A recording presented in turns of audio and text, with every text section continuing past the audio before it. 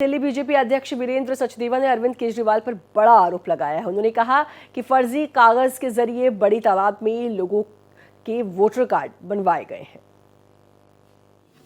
ये एफआईआर दर्ज कराई है इलेक्शन कमीशन, दिल्ली के इलेक्शन कमीशन ने। चारों अभियुक्त पकड़े गए हैं। नकली दस्तावेज, नकली आधार कार्ड, नकली बर्थ सर्टिफिकेट, नकली बिजली के बिल ये सबमिट कराकर लोगों के वोट बनाने का काम जोरों पे चल रहा है। हम जो बार बार कह रहे हैं कि ये लोग कहां से आते हैं, इनके वोट कौन बनाता है, अरविंद केजरीवाल, ये है तुम्हारी साजिश। आरोप लगा रहा हूं मैं अरविंद केजरीवाल पर। यह है तुम्हारी साजिश विधानसभा चुनाव जीतने के लिए।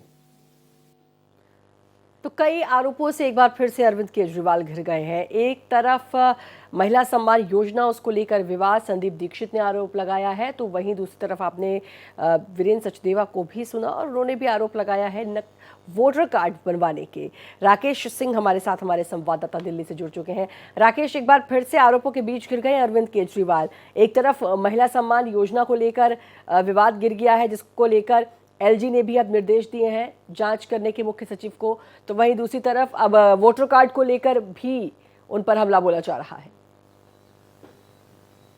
जी देखिए, बीजेपी पहले से ही आरोप लगा रही है कि फर्जी वोटर कार्ड्स बनाए जा रहे हैं, वो खास तौर से एक विशेष वर्ग के लोगों का। लेकिन जो सबसे बड़ी बात है, जिस तरीके से संदीप दीक्षित, जो कि कांग्रेस के नेता है, वरिष्ठ नेता हैं, पूर्व सांसद भी रहे हैं और प्रस्तावित उम्मीदवार भी हैं, जो दिल्ली का आगामी विधानसभा चुनाव होने वाला है, उसको लेकर के बात करते हैं। सवाल ये उठता है कि जिस तरीके से आरोप प्रत्यारोप का दौर चल रहा है, उससे ये साफ लगता है कि कहीं ना कहीं दिल्ली का जो चुनाव है वो बहुत सरल नहीं रहने वाला है, क्योंकि एक पार्टी दूसरी पार्टी को दबोचने में, यानी कि आरोप लगाने में कहीं भी बाज नहीं आने वाली है। अब इसमें कांग्रेस की भी एंट्री हो चुकी है। संदीप दीक्षित ने 3 जो अर्जियां हैं, जो पत्र हैं, वो एलजी को दिए हैं। उसमें सबसे पहला ये है कि जिस तरीके से महिला सम्मान निधि की बात की जा रही है, बाहरी लोग डेटा इकट्ठा कैसे कर रहे हैं, और यही सवाल जो है इस बात पर संज्ञान लिया है दिल्ली के एलजी ने और जांच के आदेश दिए हैं।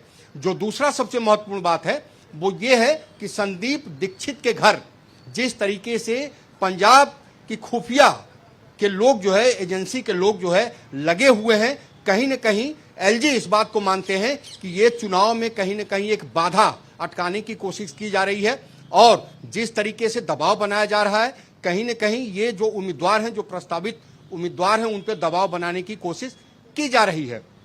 और जो सबसे बड़ी बात है, जो मैं आपको बताना चाहूंगा कि आखिरकार क्या कारण है कि दिल्ली के चुनाव जैसे ही नजदीक आते हैं, एक दूसरे के ऊपर आरोप प्रत्यारोप के दौर शुरू हो जाते हैं। जो सबसे गंभीर आरोप लगा है वो यही लगा है कि पंजाब से गैर कानूनी रूप से करोड़ों की संख्या में कैश आ रहे हैं, और इसको लेकर के साफ तौर पे एलजी ने कहा है, दिल्ली पुलिस आयुक्त से कहा कि इस पे संज्ञान ले और इसकी जानकारी हम तक पहुंचाएं, इसकी जांच करें। इसके अलावा हरियाणा, राजस्थान के पुलिस आयुक्तों से भी अनुरोध किया है कि वो भी इसमें सतर्कता बरतें, यानी कि जो प्राइवेट गाड़ियां आ रही हैं, टैक्सीज आ रही हैं, उनको गहन सघन चेकिंग किया जाए। तो साफ तौर पे कहा जा सकता है कि ये दर्शाता है कि अब दिल्ली के चुनाव जो है अब जल्द होने वाले हैं। हालांकि चुनाव आयोग ने अभी तारीखों का ऐलान नहीं किया है, तो साफ तौर पे कहा जा सकता है कि इस बात की तस्दीक करता है कि किस तरीके से आरोप प्रत्यारोप के दौर शुरू हो चुके हैं। हालांकि अभी दिल्ली के जो चुनाव होने वाले हैं, जो प्रस्तावित चुनाव हैं, उनकी तारीखों का जो ऐलान है वो अभी नहीं हुआ है। और ये सब सियासत का खेल है, और जैसे जैसे चुनाव नजदीक आते जाएंगे वैसे वैसे ये आरोप प्रत्यारोप और ये बयान ये लगातार बढ़ते जाएंगे, ये हम सभी जानते हैं। लेकिन ये गंभीर आरोप लगा है, चाहे संदीप दीक्षित ने पंजाब से पैसे लेकर आने वाला आरोप लगाया हो, चाहे फर्जी वोटर आईडी का आरोप हो। अब देखना ये होगा कि इन दोनों आरोपों पर आगे क्या कुछ होता है और क्या कुछ सफाई अरविंद केजरीवाल की तरफ से, यानी कि आम आदमी पार्टी की तरफ से निकलकर सामने आती है। बहुत बहुत शुक्रिया आपका तमाम जानकारी देने के लिए।